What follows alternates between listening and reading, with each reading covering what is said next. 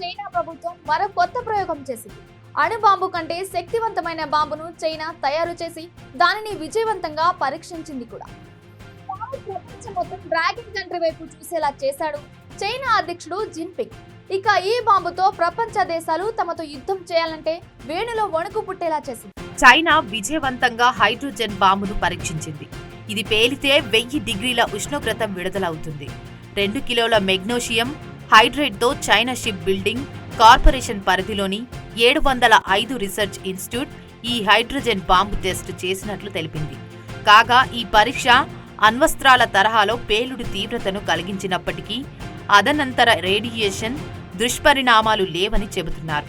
ఈ బాంబు అధిక ఉష్ణోగ్రతతో అల్యూమినియం అల్లాయిలు మరియు రక్షణ పరికరాలను కరిగించి తీవ్రమైన విధ్వంసాన్ని సృష్టించగలదు. హైడ్రోజన్తో ఆక్సిజన్ కలిసినప్పుడు రసాయన చర్య జరిగి నీరుగా మారుతుంది. ఈ క్రమంలో తీవ్ర ఉష్ణం వెలువడుతుంది. హైడ్రోజన్కు ఉన్న ఈ లక్షణం ఆధారంగా చైనా బాంబు తయారీ కోసం ఎప్పటి నుంచో ప్రయత్నాలు చేస్తుంది. ఎక్కువ హైడ్రోజన్ ఒకచోట కావాలంటే దాన్ని తీవ్ర ఒత్తిడితో ట్యాంకులో నింపాల్సి ఉంటుంది. అలా బాంబు తయారు చేయడం కష్టం. ఈ క్రమంలోనే చైనా శాస్త్రవేత్తలు మెగ్నీషియం హైడ్రేట్ పొడిని పేలుడు పదార్థంగా వాడి బాంబు తయారు చేశారు. ఈ బాంబు పేలగానే మెగ్నీషియం హైడ్రేట్ పొడి వెదజల్లబడుతుంది.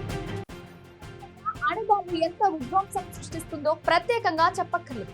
అణుబాంబుతో ఆటలాడితే ఎలా ఉంటుందో జపాన్ దేశంకి వెళ్లి అడిగితే తెలుస్తుంది. నాగసాకిలో అణుబాంబు ఆనవాలు ఇంకా ఉన్నాయి.